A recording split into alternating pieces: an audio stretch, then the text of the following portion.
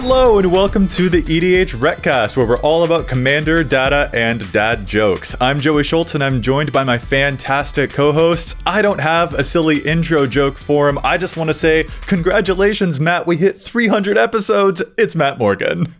So my partner recently found out that I was cheating after she found all the letters I was hiding. She's pretty mad, but she'll get over it, though. She's just never going to play Scrabble with me again. Okay. Wow, dude. I was like, bold move announcing some stuff in front of the internet about cheating. I was like, whoa. Different kind of cheating. My bad. I should spell it out better next time. Very. Spell it out better. Wow.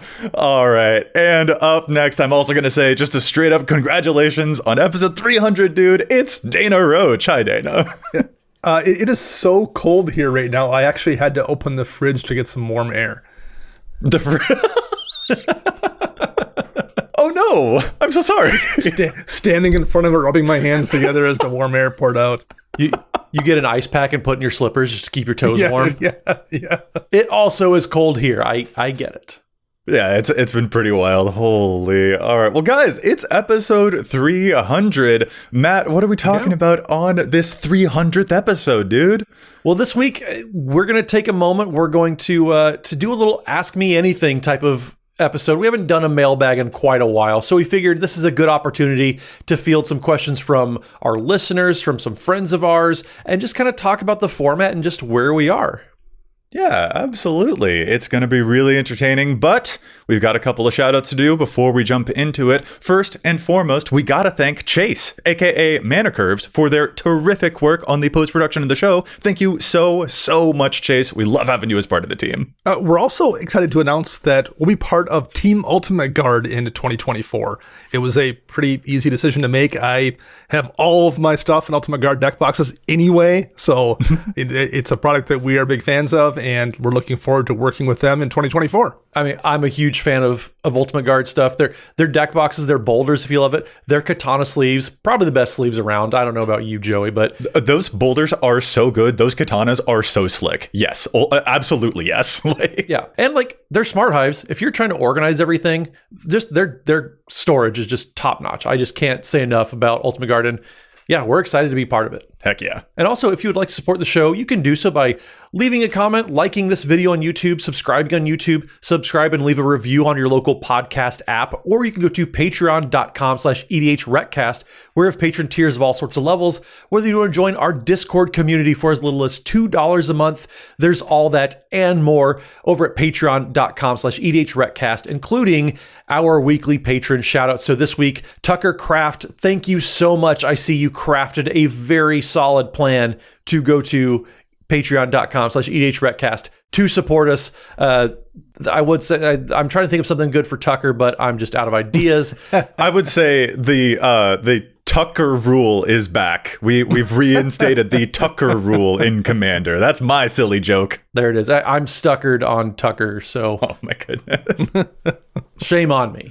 Thank you so much, Tucker. Thank you to all of our patrons, all of the viewers and listeners out there for supporting us through 300 freaking episodes. That is wild. We're really excited to hit this milestone, and we're going to do a little Q&A, a little A.M.A, just kick back and answer some questions from our friends and folks out there in the community. We solicited some questions from our patrons in our Patreon Discord.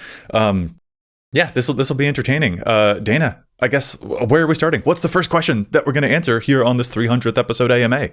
First question we got here was from Tomar from MTG Goldfish. What's a pet card you run despite it being unoptimal? And I'll guess, Joey, what's your answer here? What card do you run that isn't optimal, but you can't not run it? I fully put Liquimetal Torque into every deck that I play these days. And it's just good. Just turning stuff into artifacts is just fun. Even if I'm not in colors that can destroy artifacts to get the extra benefit off of that, I still will put it into my mono black decks or my Dimir decks just in case someone else plays a Reclamation Sage so that I can destroy something with that. Yeah. So that's probably my pick. I think that might be my answer, but it's just a good card. So, oh man, I just love it so much. I mean, judging by our Mana Rock rankings that we did a few weeks ago, that makes sense that you would put it into literally every deck that you could put it in. Yeah. I think for me though, I know Rishkar's Expertise is a great card, but I still put it in decks like you said, Joey. It's not great here. It's a good card, but like it's not really taking advantage. Like, okay, cool, I drew 2 cards and I got to do my extra thing maybe, but I still put it in every deck. It's just one of my favorite cards of all time. Like, I remember just laughing to myself the first time I cast it. I just want to feel that feeling all over again. For me, I guess the first answer would be, I see a lot of people do like who even runs Phyrexian Arena anymore? I do. I like Phyrexian Arena. And I understand the arguments against it. It takes multiple turns for it to generate value commensurate to what it costs to cast. I still like it. It just was one of those cards that like feels good to have in play. I just never feel bad about it. And I absolutely could find better cards running that slot in every deck where I'm running it, and I don't care. It just feels good. Like I'm still playing EDH back in 2013. I love that card. And the same is true of Reliquary Tower. I have Reliquary Tower in a ton of decks. I totally understand the arguments against running it in the utility land slot. They all make sense to me, and I don't care. I want to hold on to all of my cards. I want to have a full grip. I'm still running Reliquary Tower despite all the reasons that I completely understand to no longer be running it. I mean, you do get to pay life to draw cards, which is what you like to do, Dana. So absolutely love doing that. I don't think anybody's surprised by our picks here. No, honestly, no. Just like the only thing that's maybe surprising is that Dana's pick of Reliquary Tower is a card that I actively avoid because I want to discard a hand size so that I can reanimate things more easily. Like, moving to our next question here, we actually got the same question from 2 different folks. So one of our Discord patrons, Tube of Glue, and also our friend Lenny Woolley, who's a writer for EDHREC, both asked us, what's your favorite deck that you don't own? And I know my answer for this, and I'm actually, if you guys don't mind, I'm going to jump right into it, because my favorite deck that I don't own that I've ever seen someone else play is actually Rachel Weeks' Clue deck that she built like years and years ago, where she's actually using the cards from the Clue game, like Colonel Mustard and the Wrench and all of those. And like before the game begins, she will set up one of those mysteries in the like little folder. And then like as she makes clues in the game, she will flip over like, oh, it's Miss Scarlet. Oh, here's the Miss Picard card. Here's the Ballroom or whatever. So she's like playing an EDH game. I think it's like her Eloise Clue deck or whatever, and making a bunch of clue tokens, but she's also trying to solve the mystery of whatever's in that little folder. And she's playing 2 games at once, and it blew my freaking mind. I love that one so much. So that is absolutely a thing I've got to shout out here. I love that deck just to bits. I mean, Rachel is pretty good at just coming up with these wacky and funny and also just like fun to watch decks. So I'm not surprised to hear that. I think my choice for the deck that I don't own is I don't own it yet type of situation where the Cats and Dogs Secret Lair deck, yeah, please. I don't need any cats, but I want the dogs. So I might like hit up some artists at the next event at Magic Con Chicago, maybe, if you folks want to see us there. Maybe get some altars done for some sweet dog art. But that's just me. That Anointed Procession art is precious. Gorgeous. A couple of years ago, and this was actually, I believe, in Chicago, 2019 at the Command Fest, they had smaller event. I ran into a person who pulled out their Atraxa deck and did oh no, this Atraxa deck is different. It's a different, it's not that Atraxa deck. And it in fact was not that Atraxa deck. Hey. It was a horror typal deck, because Atraxa is an angel horror. Okay. And yeah. we've gotten some decent horrors since then. There were not decent horrors in 2019 for whatever reason. Yeah. It was a bunch of really terrible horror creature types, almost all of which were old border because they were all old cards. But the deck worked, and I just appreciated that level of deep dive. It was just a really like somebody who had an idea and ran with the idea and didn't care about the fact that I was forced to run 16 of the 17 terrible horrors from back in Stronghold. So that was that was an experience that I walked away from really appreciating what that person did and their commitment to like thinking outside the box. That's terrific. Yeah. Well, and Dana, that's always such a fun feeling, is seeing something that is super unique to people. And just for me, it makes it such a great experience to play against, which actually that leads into our next question that comes from one of our listeners, Sam. They asked, what are your co-hosts' favorite decks to play against and why? So what are your favorite decks to play against? Because I know my answer. I'll give mine right away. It's my favorite deck to play against is the one that is the most unique to that person that I'm playing with. It's always fun. Like, I know how I brew decks, and so I like getting to see how other people get to brew their own decks and see what comes from other people's minds. It's the same reason I don't like to read books, but I'll watch the movie. I'll admit, I actually interpreted this question a little bit differently. I thought that Sam might have been asking about, like, for me, for instance, what is my favorite deck of Dana's and my favorite deck of Matt's to play against? Sure. I might have been misinterpreting their question, I'm not sure, but the answer that I prepared was that Matt's Raga Draga deck is never not an absolute blast to play against because of just the oh no moments that can happen from that, and how cool it is to see Raga Draga pumping up all of those things that you bequeath mana abilities upon. And then for Dana, I love the fact that both Vela and Asperia can, like, they're obvious with what they're going to do to you, and yet they still manage to sneak up on you. And I don't know how you do that, but it's very, very cool. Well, thank you. I appreciate that. My interpretation of this, too, was a little bit different. What's your favorite deck to play against, like, strategy-wise, strategically, that kind of thing. And I always think of my friend Max Crandall, who I used to do a show Commander Central with, has a Brago deck. And it's a very kind of what you would expect from a Brago deck, right? It's blinking things for a tremendous amount of value. But there's something about the deck that feels fair.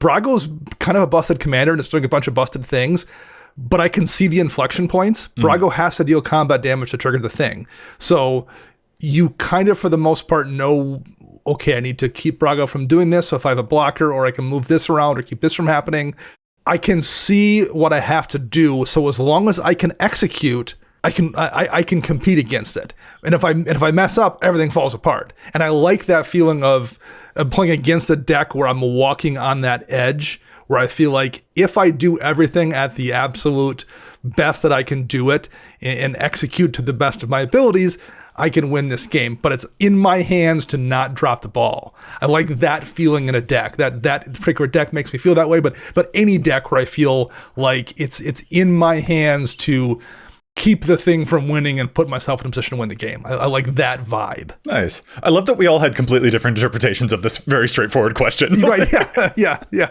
What's wrong with that?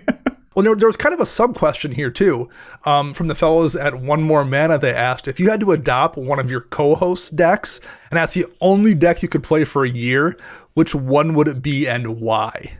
Ooh. That's a really good question. I think between both of your decks, I really like the decks that, like, they get their setup and then they just explode, and it's just kind of hard to, like, deal with the explosion of value and you get overrun with it. So I think, Dana, your EDHRECast deck is absolutely a blast to play against and just watch it explode. And Joey, in the same way, your +1/+1 counters deck, your partner commanders, they just sit around in Ishai all of a sudden, like, before you know it, has 14, 15 counters, and then you double it somehow, and then you double it again somehow, and then we're dead. Yeah, absolutely. Love moving those around. Oh, this is such an interesting question. Dana, do you ever like, you have to pick one of my decks. What are you playing? Your baby lasagna deck, and there's a mini game going on. Yeah. So everything you sacrifice takes resources away from you, but you're drawing cards. So you're trying to find this balance where, like, you get the most efficient use of things you sacrifice to draw the most cards without hurting your board state. So you're kind of playing two games at once. You're playing the larger game you're trying to win, and you're playing a mini game with your own board to try to generate the most value. And you can screw that mini game up. Yeah. Like, there's not a clear choice every time. You have to make intelligent decisions. I like the fact that, like, it's forcing you to be a good player. Nice. Yeah. All right. I think that there was a compliment hidden in there, and I will take that. Thank you. For each of y'all's, for Dana, I'll quickly say Dana's got that Tivash Gloom Summoner deck, which is playing around with, like, how much life you've lost, and I'm still looking for a place to put all the parts of my old Greven deck back together, because I enjoy playing with life loss as a strategy. But I want more colors than just Tivash. But, like, I do miss that strategy enough that I'd be like, if I were to pick from Dana, that would be it. But I think my first instinct when I saw that question was Matt's Victus as Madi the Dire deck, which is the Jund thing that lets you cheat stuff into play. The Jund thing is a good way to put it. Yeah. yeah. Like, you're cheating stuff into play. You're killing stuff. There's a little bit of randomness. There's a little bit of control going on there. You get to sneak attack things.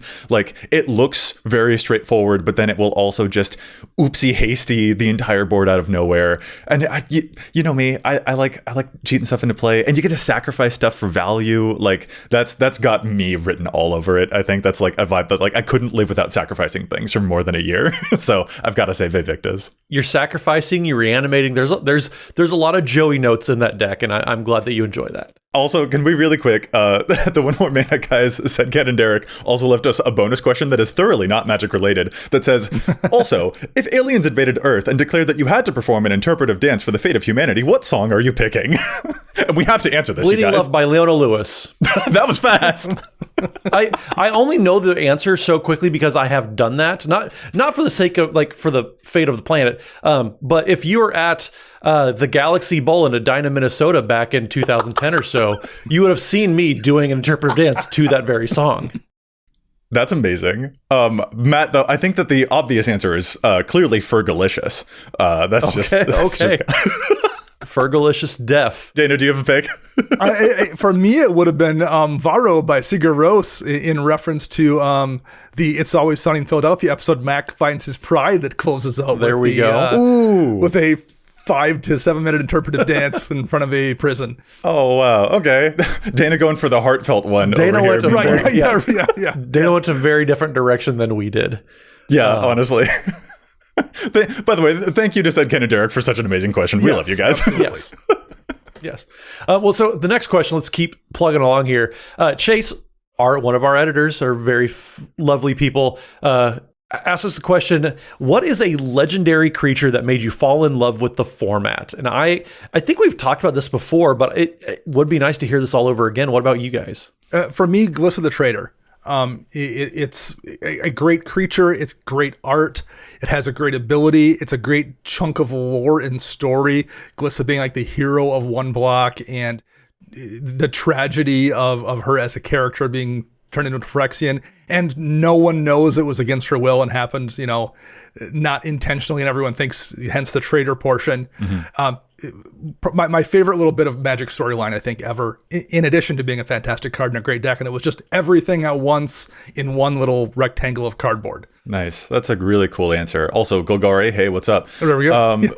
For me, Mimeoplasm was the first commander deck that I ever played, and I think it ignited the spark. It is still, I think, my favorite legendary creature design ever, like combining two creatures, smushing them together to see what ridiculous T-Rex combination you can make is terrific and leads to so many different things that you can do. And I think that like gave the spark, but the one that really cemented it, or that like fanned those flames, was Titania, Protector of Argoth. Just like finding a new thing that I can sacrifice that isn't just creatures. It kind of like turned me into the madman that I am today. So probably those two are like high up on my list of things that made me like, oh, I'm a commander player for sure now. How about you, Matt? So it turns out I have a type, and Mael the A.M.A was my first commander, but also I kind of realized like, oh, okay, maybe this commander format is okay after all, because I was a big naysayer at first. I was like, this sounds dumb. Doesn't sound interesting. And then I played a Mael deck, and I haven't left. I'm still here. However many years later, 10 plus years, just cheating big things into play. And so, yeah, Mael the A.M.A just absolutely hit the right chord of just, oh, this is what I want to do from here on out. That's so true. You can really trace the through line from your Mael deck to your Vivictus deck, cheating enormous creatures right into play. Very much can, yeah. Some of the very same creatures, in fact. Right. Yeah. And this actually does connect to another question that we got from two different folks. So one of our patrons, New Lou, submitted this question, and Jen from the streaming couple Filthy Casuals also asked, how does your first EDH deck or commander compare to your most recent one? So Matt, you were just talking about Mael. Was that your first commander deck? And how does it compare to the most recent thing that you've built? So that was my very first commander deck, and yeah, it was just big plotting, and it just makes things go boom. My most recent commander deck actually is Arden and Ketis, which is, it's all about slapping a bunch of equipments onto just one creature and just turning things sideways. So I'm dealing a lot of combat damage in one turn still, but the way that I'm doing it is very, very different. And I just I guess too, back then, my Mael deck, it was mostly back in the age of when I only want to build decks out of packs that I open. And this Arden and Ketis deck is that, actually. It's literally just stuff that I had laying around. or cards that I open in packs because a friend of mine gave me some Commander Legends packs.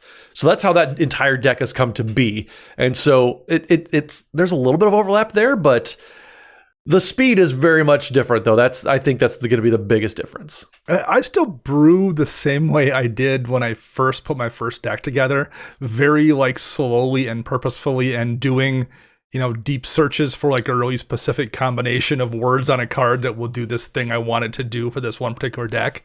I was doing that from the first deck I brewed, and I'm still doing it now. I would say the main thing that's different is I'm aware of things like, how's this game going to end? Am I going to win? Versus back then when I'm like, I just had this idea and I'm going to build this idea. And there was no thought to like, how would I close the game out with this idea? Other than hope someone was at 3 life when I had a 3/3 in play and they didn't have any blockers. That was my plan. Whereas today I'm much more conscious of like, at some point I need to figure out, okay, I have this idea. Does this idea have the ability to like push me to an end point in the game? How can I get from point A to point B? And I didn't do that at all back in the day. No, that's a really good point. That's something that I've noticed too, is that like I have a section in my deck lists dedicated to the oomph. Like that's my oomph cards or my win condition cards, where I certainly did not used to build that way. I just sort of took it for granted that eventually games would end. So that's a really astute observation. For me, my first deck in Commander was obviously the Mimeoplasm. I got that pre-con, which is all about, cheating things into play, brutal efficiency, tons of death. And I was fully one of those like Grave Pact all day kind of players when I first started off. I've certainly changed a lot from that. I still have cheating things into play, but like now the most recent deck that I've built is fully like a Jeskai Rule 0 deck. And I'm like, I don't recognize this person anymore. And this is the Rule 0 deck where every time that I cast the commander again from the command zone, it's actually like evolved into the next version of that character in their story. So like I'm prioritizing very, very silly stuff compared to my very deadly beginnings in the format. So I'm happy to see, I call that character growth. I think. We'll let it count as character growth, yes. Thank you. Well, that's been a lot of really awesome questions so far, and we have plenty more, but we have a quick thing we got to pause to do before we move on, and that is challenging the stats, because there's a whole bunch of data on EDHREC, but we don't always agree with it. So here in our 300th episode, we are going to challenge those stats after a very quick break. Here's some data for you. On average, it takes about 30 days for a person to break their New Year's resolution. So if saving money was on your list of goals for 2024, the odds may not be in your favor. Luckily, I have a 100% guaranteed way to save you money this year. Just switch to Mint Mobile. For a limited time, wireless plans from Mint Mobile are $15 a month when you purchase a 3-month plan. That's unlimited talk, text, and data for $15 a month. Plus, you get to use your own phone and can bring your phone number and all your existing contacts. It's not like switching to a whole new deck, it's like keeping your Commander deck, but then putting it into a brand new deck box, one that doesn't cost a fortune. To get this new customer offer and your new 3-month unlimited wireless plan for just $15 a month, go to mintmobile.com/EDH. That's mintmobile.com/EDH. Cut your wireless bill to $15 a month at mintmobile.com/EDH. Additional taxes, fees, and restrictions apply. See Mint Mobile for details. So I'll get us started off this week, and I've been going through and just trying to find some different ways that people approach the game. And Jesse Plotkin, who writes articles over at EDHREC, who writes the Singleton Schmingleton article series, just talking about being able to find multiple copies of different types of effects, had a really good synergy that I just wanted to kind of drive in and just kind of expand on. So Lae'zel's Acrobatics is a card I just totally missed over. Just leave it to Baldur's Gate being the set that 2 years later is still giving us so many gems. Yeah. So Lae'zel's Acrobatics is 3 and a white for an instant that says exile all non-token creatures you control, then roll a d20, and on a 1 to 9 roll, you return those cards to the battlefield under their owner's control at the beginning of the next end step, or if you hit a 10 to 20, you return those cards to the battlefield under their owner's control, then exile them again and return them to the battlefield under their owner's control at the beginning of the next end step. So if you're playing anything that likes to flicker any given spell, maybe like a Panharmonicon deck, I just think this is absolutely a card you want to be giving another look at. I mean, yes, there's a lot of decks out there. Panharmonicon is in almost 150,000 decks. And there's all sorts of different versions of Panharmonicon now with the new Elish Norn that doubles your triggers. And there's a few, but not a ton, of ways to kind of get more triggers out of this. So Lae'zel's Acrobatics is only played in 24% of decks also running Panharmonicon. If you want to double and then double the double, which is a math lesson I'm not ready to give to all of you here, this is absolutely a fantastic card that's going to save your board. It's going to return them at the beginning of the next end step, which means you can dodge board wipes and also get all those triggers. And if you roll well, you're going to get so many more triggers there. It's just an incredible value card.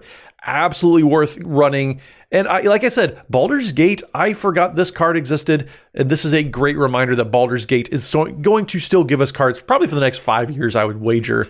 But yeah, if you're playing Panharmonicon or just any deck that loves Enter the Battlefield abilities, Lae'zel's Acrobatics is a fantastic card.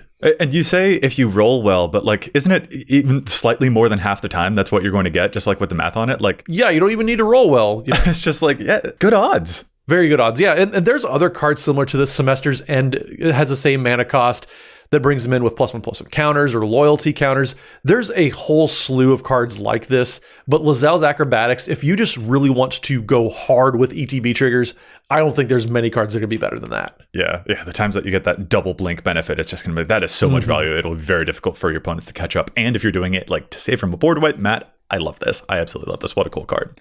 I'll move to my challenge now, and it's a little bit of a recycled challenge from a bit ago. On a past episode, I believe I once talked about how Kadena Slinking Sorcerer can actually make use of the card Mystic Forge because of some weird stuff. Kadena Slinking Sorcerer is the Sultai Morph Commander, and Mystic Forge is that strange 4-mana artifact that says you can look at the top card of your library at any time, you may cast artifact spells and colorless spells from the top of your library, and you can also tap it, pay a life, and exile the top card of your library.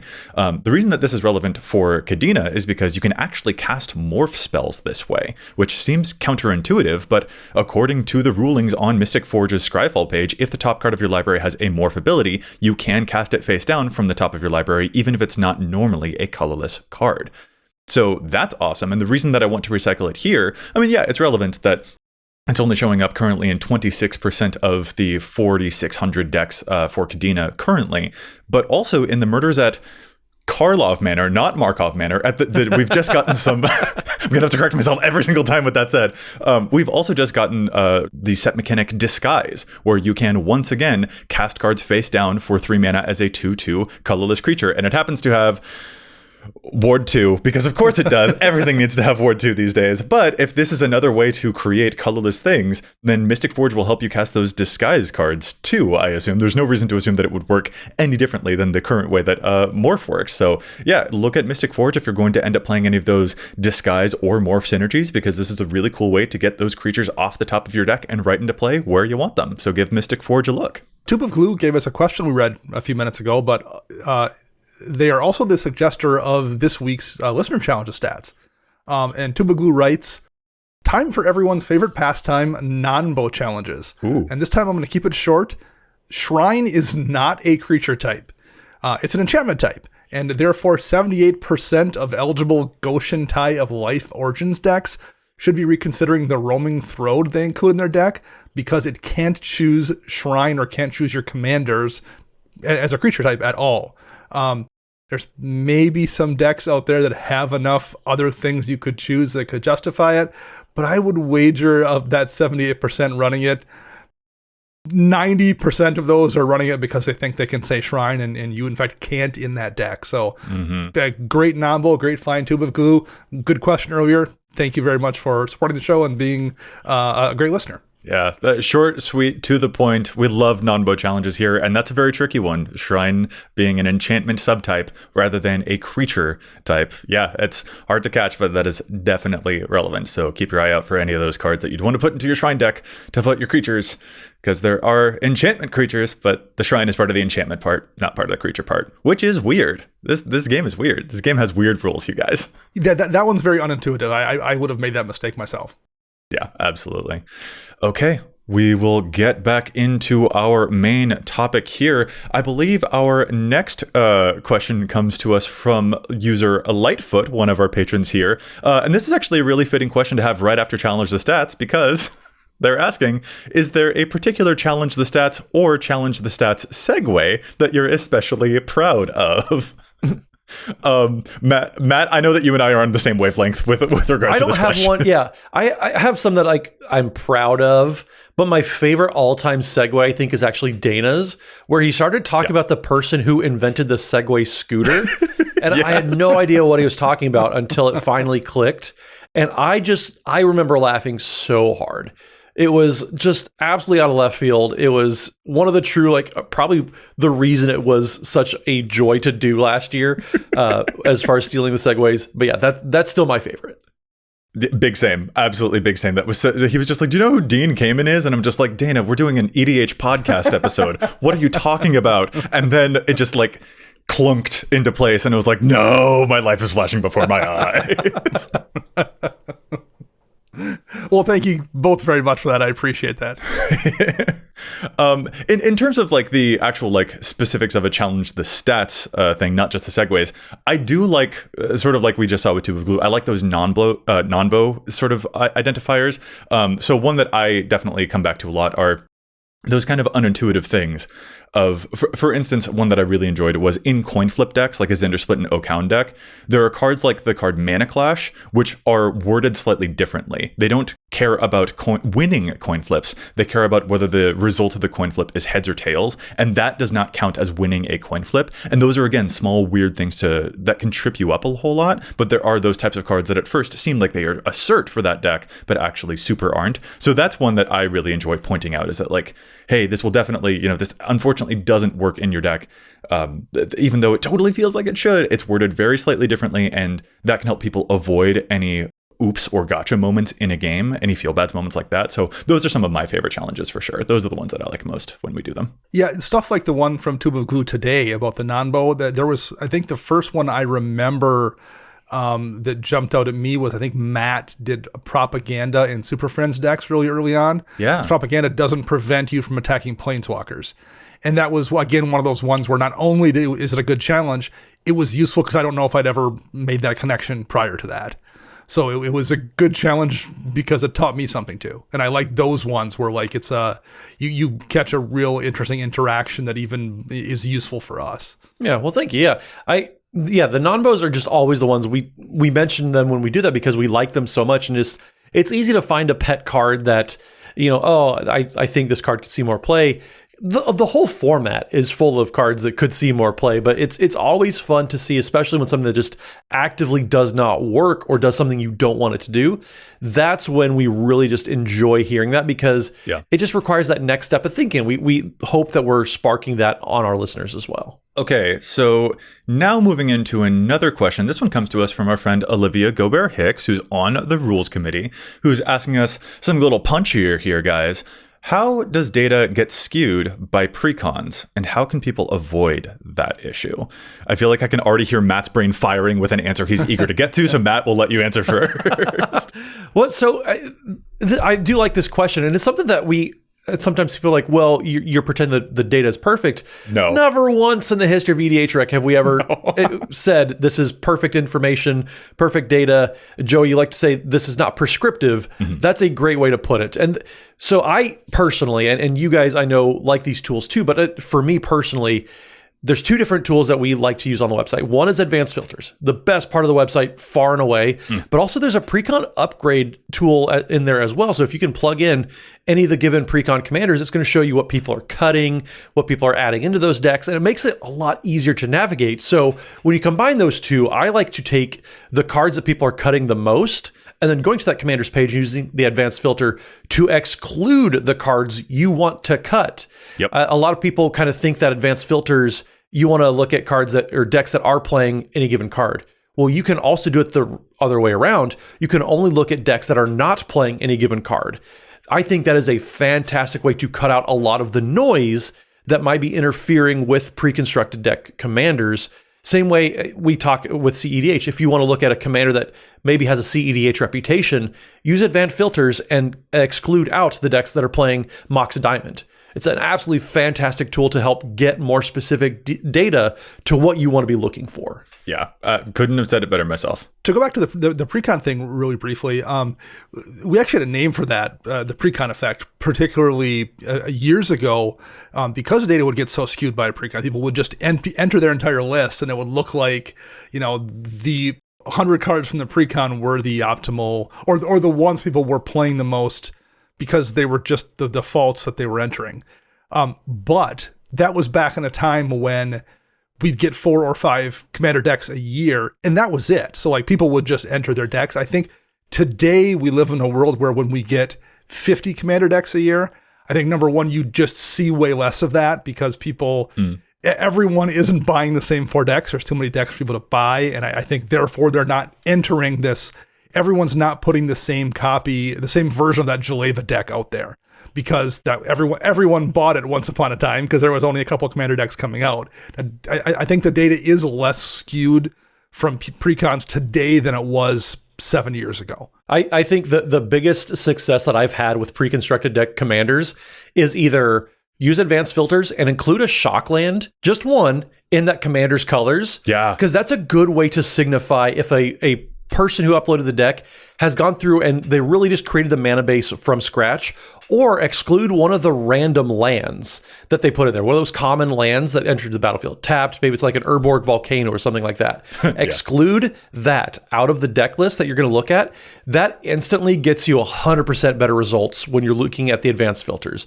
That might be the most helpful tool when it comes to getting rid of all of the noise with the precons that people just load up on the websites. That right there might be the best that I've had luck with. No notes, complete cosign on all of that. Yeah, it's such a terrific tool. Sometimes people do get a little confused. They think that EDHREC will scrape data from like any deck building websites, like we'll scrape exact precon duplicates. We don't, but there are still those times where a thing can look close enough to the precon. A couple of cards were changed, 10 cards were changed, that there is still that influence there. But yeah, Matt, you're absolutely right. Advanced filters will help you find the stuff that is better tailored to the things that you want to play, and it's such a lovely tool.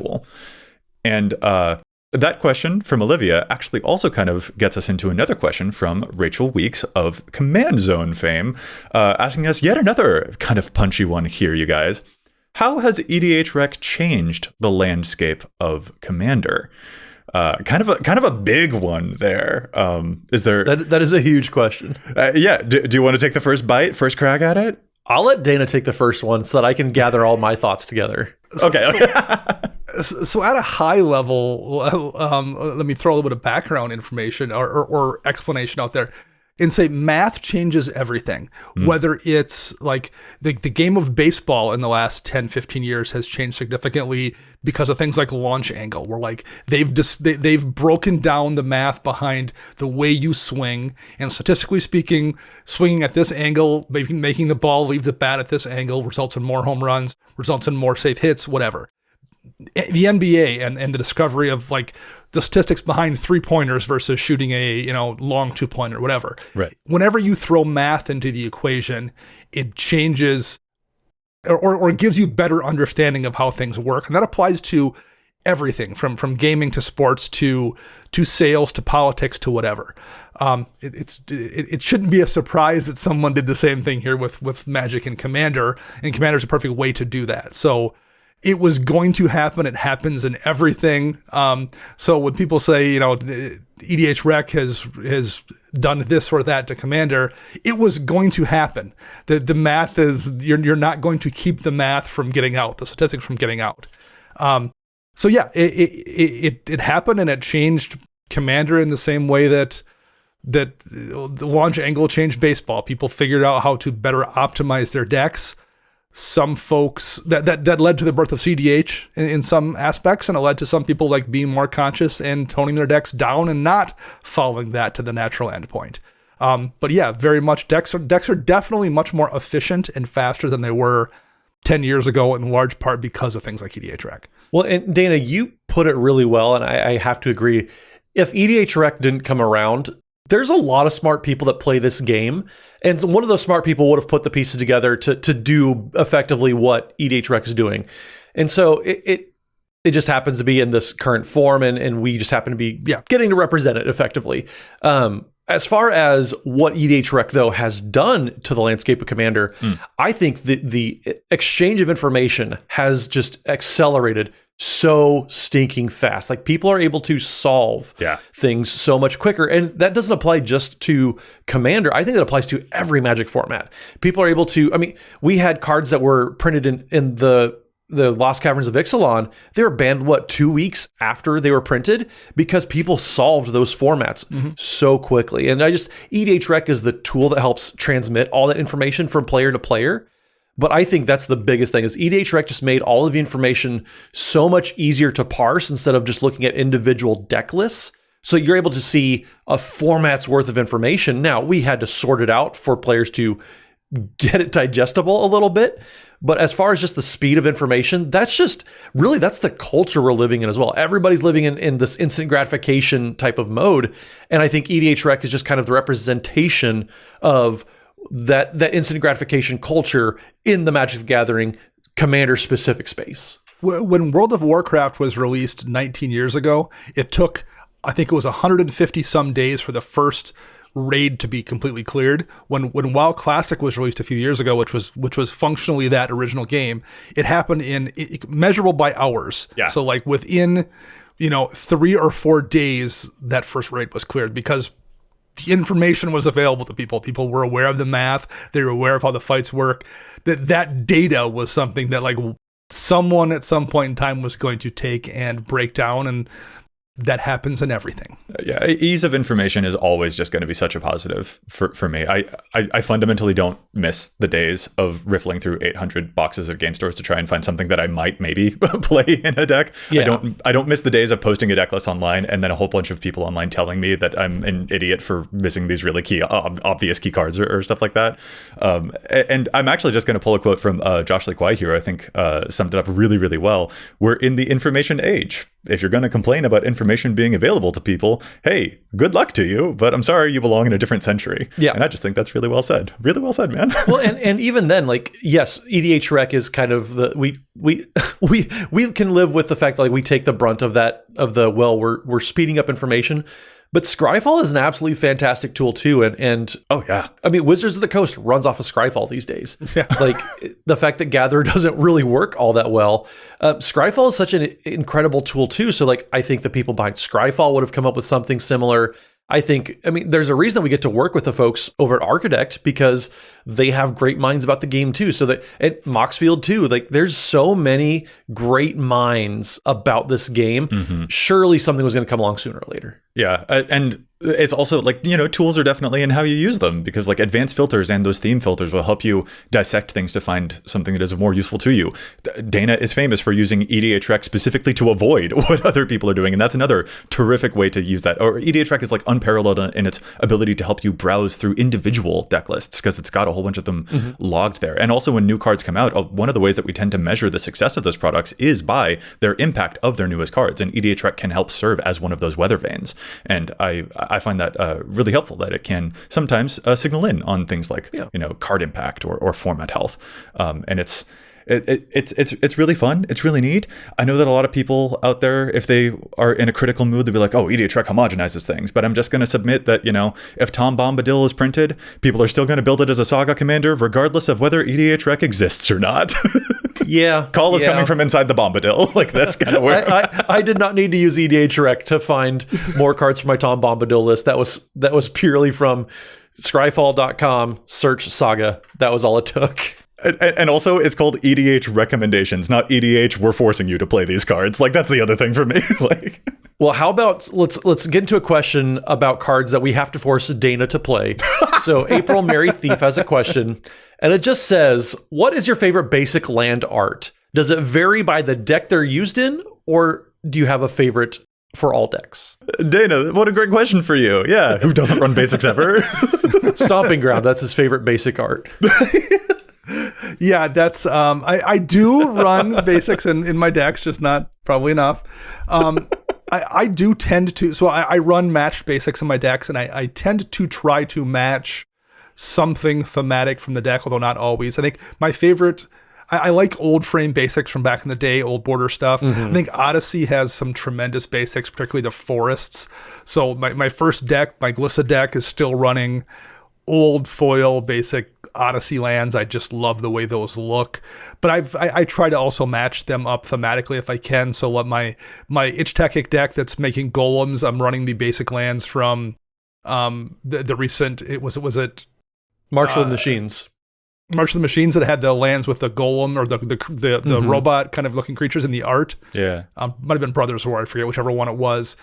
So I'm using those basics in that deck, the full art versions of those. So I try to match when I can, but yeah, I do put time into choosing my basics for sure. Yeah, Odyssey probably has overall some of my favorite Mercadian Masks is another great block for basics. Onslaught also, like any of the old border and in that era of cards, those were just some of my favorite basics, both for the art. I like the old border. I'm not a monster. I make sure all my basics match. Except for one deck, I very specifically in my Valda. I was going to say you have one deck where they don't, but it's very intentional. It's no art can be repeated, including the island that I scribbled mountain on top of. Can I confess to you guys, I've actually been afraid of answering this question because I've become a little accidentally famous for a joke about a Sam Burley island from March of the Machines. Oh, the ex-boyfriend, yeah. Yeah, we'll just leave it there. Although I'm glad that he found someone, the snow-covered island from... Anyway, I'm going to move on. I do like, Dana, I'm with you. I also like theming my lands. I enjoy using, for example, like the bolus lands with the horns in my Virtus deck because Virtus also has horns, stuff like that. I do get a little bit bummed out when sometimes, like, to optimize a mana base, you have to, like, it feels correct to mix and match snow basics to get different names for Field of the Dead. And then I don't get to play as many of the basic land art that I want to, but it is still fun to get that extra benefit from stuff like Field of the Dead, or when I feel like, ooh, I'm using an extra planar lens in this mono-colored deck, so like snow lands are less likely to appear across the field for me. So like if I really want to get super optimal here, then playing Snowlands is probably what I should do for this. That, like, there are some of those little moments that do occasionally bum me out, but when I can theme the basics, I absolutely want to because it is just really fun to try and find those things. Yeah. Next question we have here is coming from Alta Biscuit, and it's, what's a lesser known hobby or interest you have that isn't Magic related? So I post fairly often about just Magic fitness. It's one thing that I've been doing most of my life. I like powerlifting. I like working out, just staying active.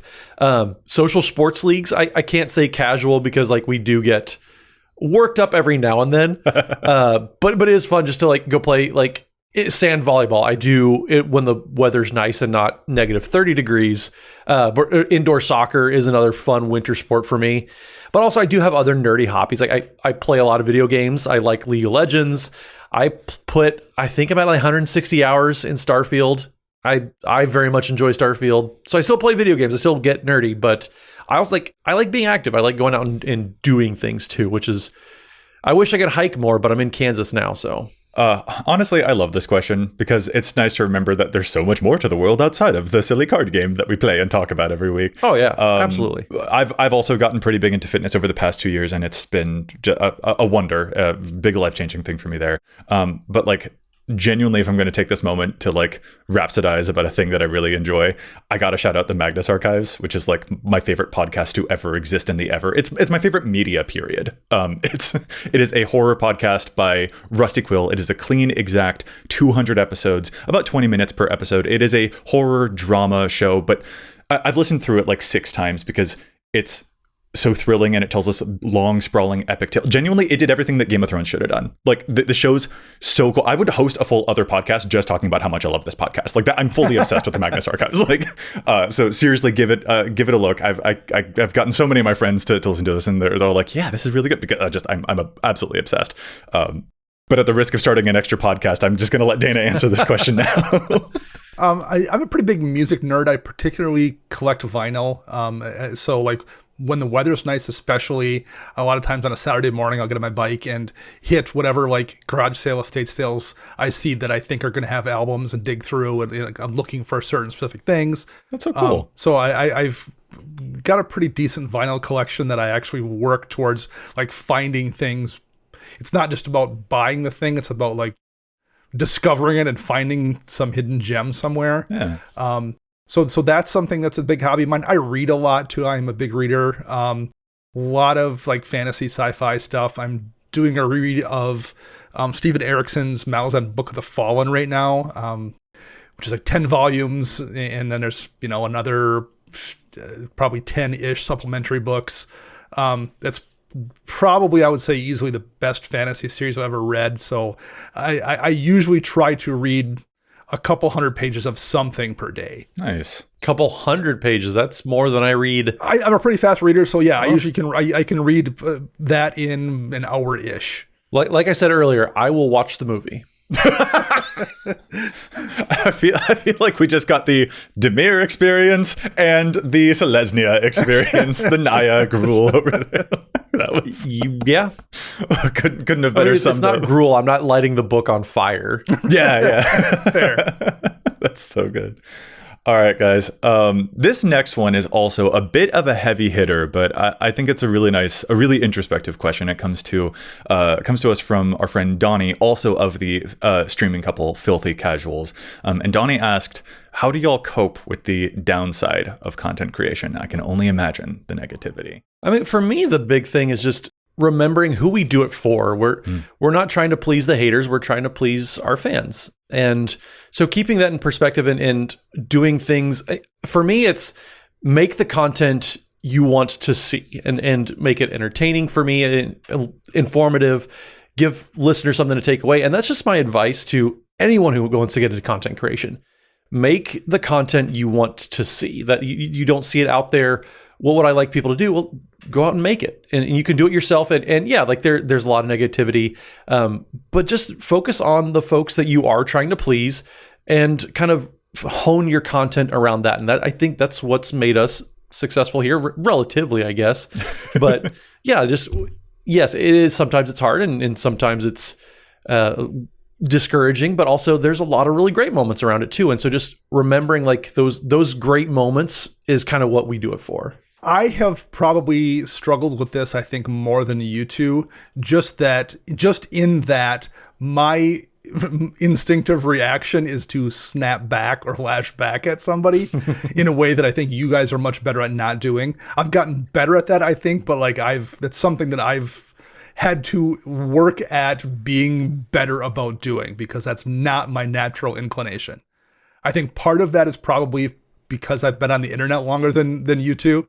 And in the internet's early days, if someone said something to you, you were mean back to them. Like that was your reaction. You did that, I think. And I still have that natural response in me that I have to fight against. I mean, there is, like, I don't like to dwell a lot, like Matt said, but like when I do see something that is antagonistic, I do think that it is fair that there are occasions where you can use examples of that type of attitude or that behavior online and try to craft that into something that is informative or useful for other people so that we can better observe those things that are antagonistic and remind ourselves not to slip into that and like hopefully see where someone got into that cynical attitude and how we ourselves can avoid it or how we can make sure that it's not present in our playgroups, for example, stuff like that.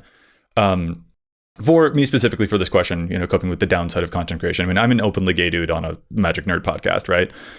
And there are a lot of people out there who like to spout opinions about that, and that's real cute.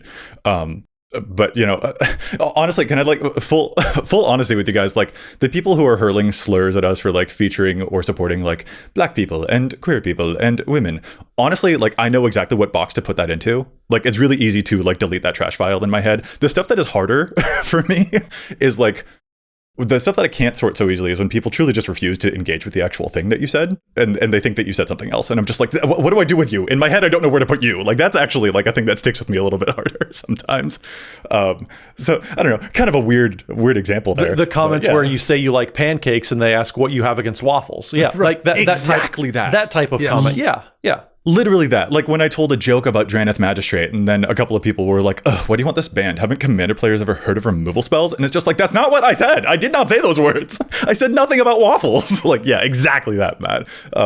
It's harder to know where do I put my emotion with this versus the thing that's just like, I love when the trash takes itself out. Thanks for identifying that we don't need to care about. When someone's being just rude for just being rude. So yeah, but Donnie, that's a really good question because yeah, sometimes it is, but as Matt said, the positives are so much more fun to focus on and also so much more prevalent. Like the negative stuff is it is minuscule by comparison, by far. Well, and let's wrap it up then with our last question from one last listener from Shaky Mortar in our Patreon Discord. Asked, what was a time you've been surprised by how much impact you've been made on by other Magic players, either through EDHREC or the podcast? And by the same token, was there ever a moment where you were humbled along those same lines? So kind of a nice question to kind of wrap up and just kind of look back on the 300 episodes that we've had, and just what is there a moment for either of you that kind of stands out above and beyond anything else? So there's a line in the West Wing where one of the characters, Leo, tells another character, Toby, like, Toby, you're not the outsider nipping at the heels of the party. You are the party. And that at some point resonated with me, because like it took me a long time to realize I was a successful content creator and not somebody struggling to get listens. And I don't know why that took so long, but it did. So like it took a while for me to realize people listened to what we said and it was impactful. And talking about the previous question about like dealing with the downside and snapping at people or something, it took me a long time to realize that was impactful too. I wasn't just like some random person snapping back at another random person. I was a content creator who the person listened to and maybe respected, who was then snapping back at them. And I try not to do it, but like it took me a long time to realize that power dynamic had shifted. I was somebody who was well known. I wasn't just some rando saying something to another random person. For me, I don't know. I mean, this kind of ends up being a little cheesy, but like I've met a lot of other queer players who just wanted to say thank you for me being out on the show, and that it meant a lot to them. And I think for me, I was just trying to be like, I'll just live my life. It's not a big deal. But hearing from so many of them, clearly it is a big deal. I'm just like, oh, that's neat. Like that's really cool. Yeah. But a specific moment that sticks out to me was a gentleman who I met at a Magic event who told me that his kid is queer and that he just wants to be a good dad. He just wants to support his child, but he doesn't know how to connect sometimes. And he doesn't know what he doesn't know. He doesn't know that experience, and he just wants to have a good relationship with his kid.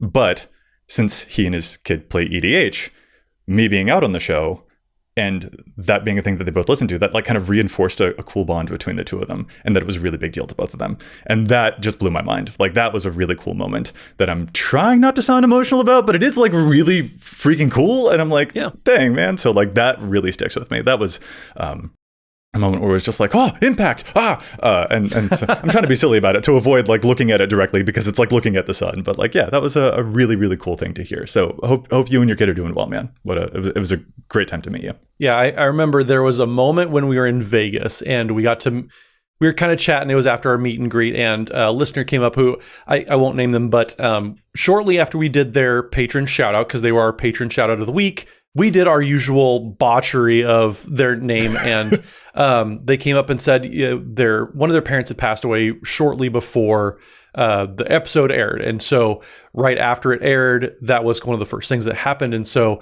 just having that moment of release, that was really humbling. And as somebody who also has lost a parent at a young age, those moments are hard. And so being able to kind of give some relief to listeners in those heavy moments, we have fun here. We try to be silly and entertaining, but being able to have real impacts on moments like that, that felt very, I hate saying very good, because it's a heavy moment, but being able to help folks through those types of moments, that was very humbling for sure. So Shaky Mortal, I hope you wanted heavy answers, because that's what you're going to get when we're feeling retrospective about these 300 episodes here. No, well, what a lovely note to end on too, though. Like, what a cool. I mean, especially like I feel like we moved to video. A lot of our popularity kind of surged during lockdown. So like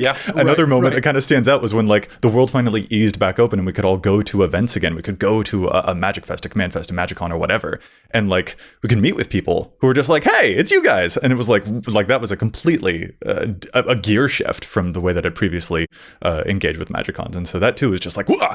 So like, yeah, they're having those moments that are just like, oh, wow, I didn't realize how cool and impactful and meaningful those things would be. So to meet listeners in the first place, to have those types of moments is so rad. So Yeah. Well, the other one I'll briefly throw out is that there, and I think we've all had this too in the last year or so, when a random person on the street or somewhere where you are recognizes you for what you do. that to me was also a moment where like it was a bartender in a bar and also I think a teller at a bank in a drive-through. A bank drive-through was like, wait a minute, you're Dana from the EDHREC?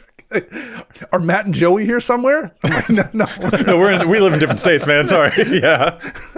But like that was a weird thing too. Like I never thought that would happen.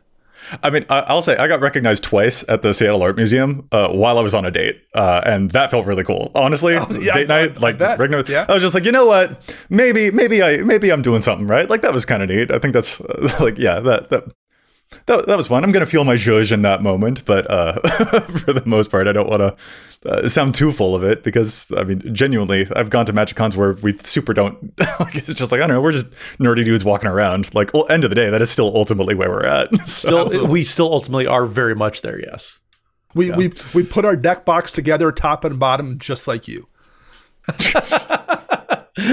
we double sleeve our cards, one sleeve after the other. We struggle to do it. Listen, Matt, not all of us do double sleeve our decks, actually. Yeah, the monsters do. Monsters? You're calling me a monster? The Gruul players who are lighting Dana's books on fire. Banging two rocks together, trying to get the sleeve on. It's just Boulder Fall is not just like their favorite card. That's also how they use the ultimate gold boulders as well. Is like, yeah, oh my god. Oh goodness. I think we've gone off the deep end. I believe so. This was so absolutely splendid. Thank you to all of our patrons for submitting questions. Thank you for our friends for submitting questions. This was just really awesome to be able to take a look back, kick back, answer some cool questions. And here's to another 300 episodes. Another like 300. Yeah. This was fun, but let's do another 300. Why not?